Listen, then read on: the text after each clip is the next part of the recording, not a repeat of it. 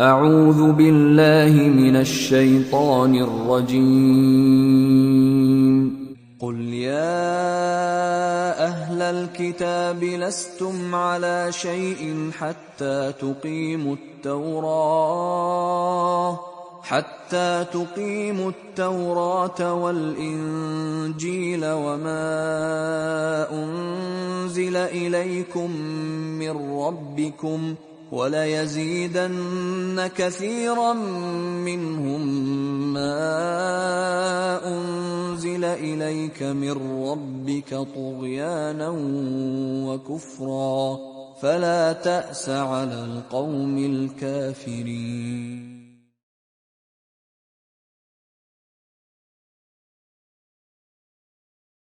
Bismillahirrahmanirrahim. Assalamualaikum warahmatullahi wabarakatuh. Alhamdulillahi wassalatu wassalamu ala rasulillah wa ala alihi wa ashabihi wa mawalah amma ba'du. Jamaah Masjid Khairul Ibad rahimakumullah, bersyukur kepada Allah Subhanahu wa taala. Allah telah menetapkan identitas kita sebagai seorang muslim. Semoga identitas ini senantiasa ada pada diri kita hingga kelak dibawa ke hadapan Allah Subhanahu wa taala. Allahumma amin ya rabbal alamin. Pada pertemuan kali ini mohon izin saya mengajak jamaah sekalian, mari sejenak kita bermuhasabah tentang keislaman kita sambil kita belajar dari para sahabat kita yang mulia, para sahabat Nabi kita yang mulia yang mereka senantiasa bangga dengan keislaman mereka.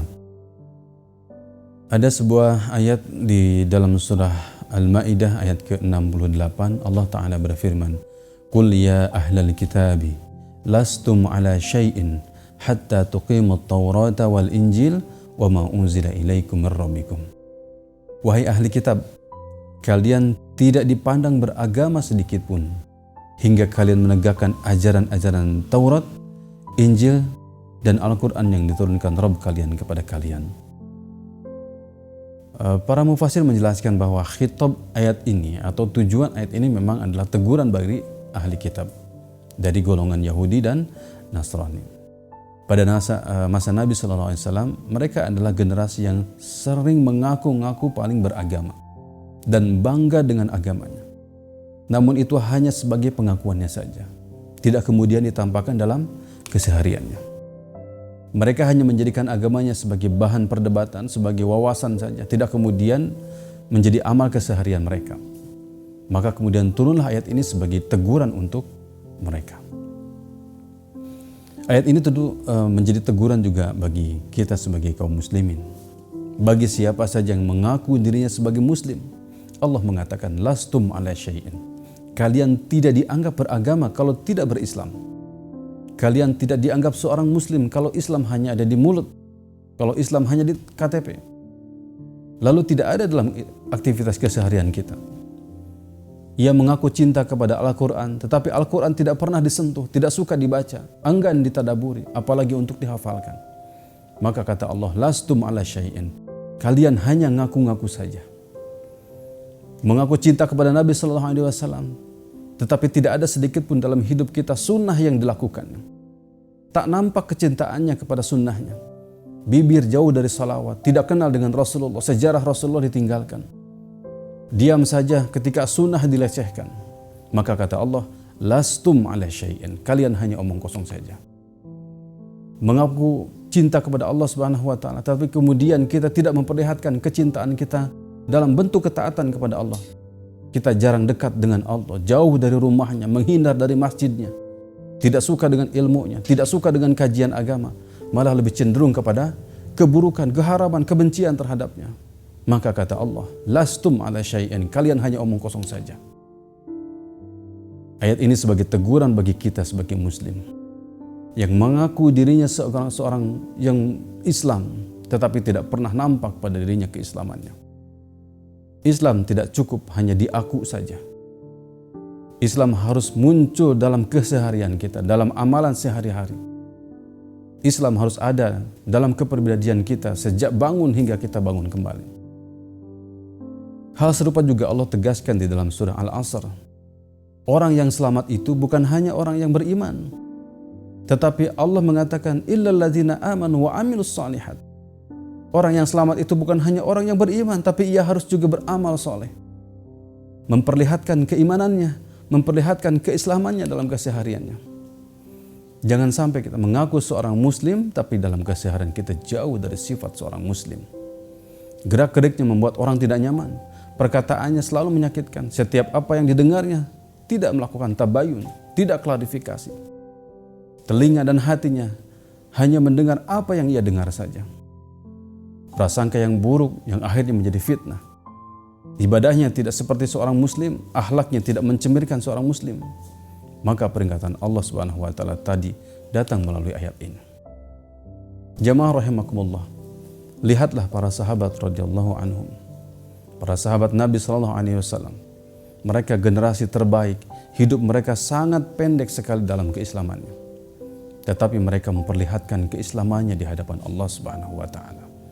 Banyak contoh yang bisa kita lihat. Kita salah satunya adalah seorang sahabat mulia, misalnya Amru ibnu Jamuh, adalah seorang sahabat Ansor yang tinggal di Madinah.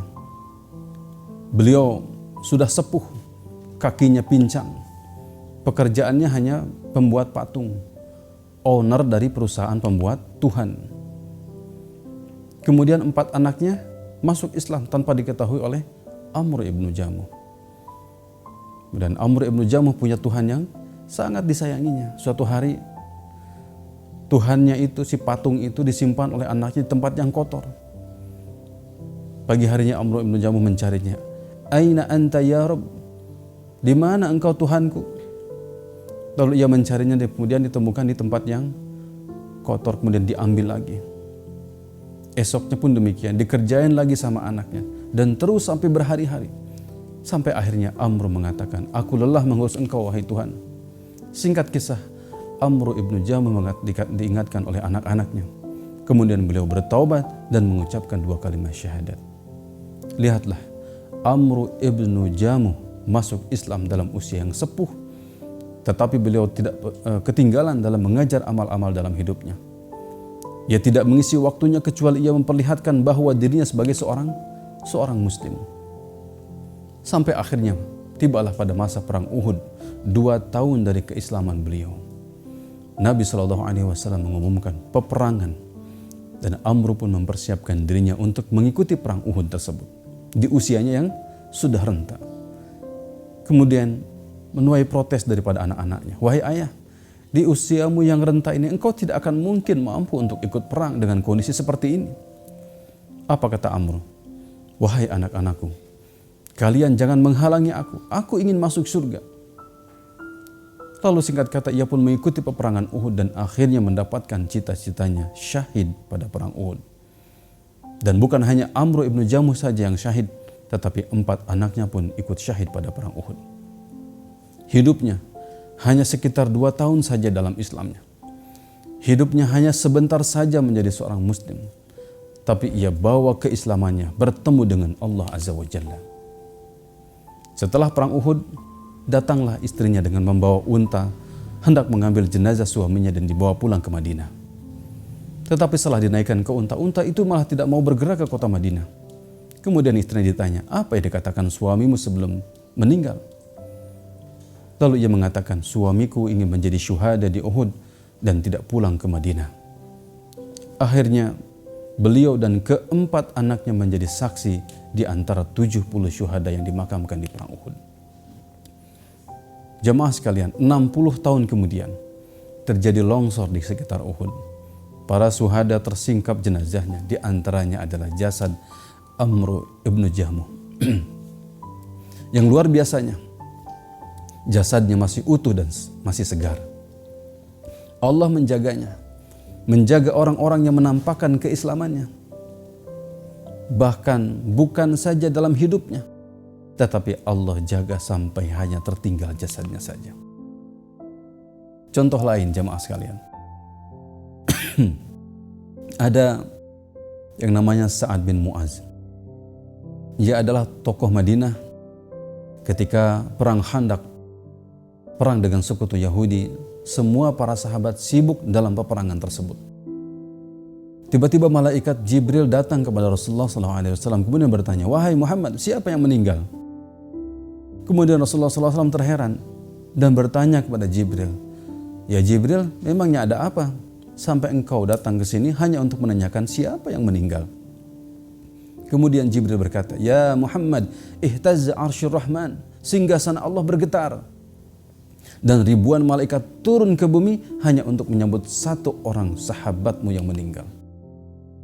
Kemudian Rasulullah SAW langsung mencari siapa sebetulnya yang meninggal. Dan ternyata yang meninggal adalah sahabat Sa'ad bin Mu'az. Ketika dibawa jenazahnya dan mau dimakamkan, Rasulullah SAW sambil berjinjit kakinya. Sampai para sahabat bertanya kepada beliau, wahai Rasul, kenapa engkau berjinjit ya Rasulullah? Kemudian Nabi SAW berkata, wahai para sahabat, engkau tidak melihat? Aku melihat puluhan ribu malaikat sedang mengantarkan jenazah Sa'ad bin Mu'az. Jamaah sekalian, luar biasa. Mereka adalah generasi terbaik, generasi Islam yang senang memperlihatkan keislamannya di hadapan Allah Subhanahu wa Ta'ala. Mari jemaah sekalian, kita memastikan diri kita mencontoh para sahabat, mereka yang pandai menampakkan keislamannya di hadapan Allah dan Rasulnya. Dan pastikan diri kita tidak main-main dalam urusan keislaman kita. Tampakkan diri kita bahwa kita memang seorang Muslim, bahwa kita adalah Islam, bahwa kita adalah cinta Allah, cinta Al-Quran, cinta Rasulullah. Tampakkan dalam keseharian kita. Datangi tempat ibadah, datangi masjid, datangi majlis ilmu, tampakkan diri sebagai seorang Muslim. Semoga dengan ini kelak Allah memperkenankan kita semua menjadi hambanya yang bertemu dengan husnul khatimah. Allahumma amin ya rabbal alamin. Subhanakallahumma wa bihamdik, asyhadu an la ilaha illa anta, astaghfiruka wa atubu ilaik. Wassalamualaikum warahmatullahi wabarakatuh.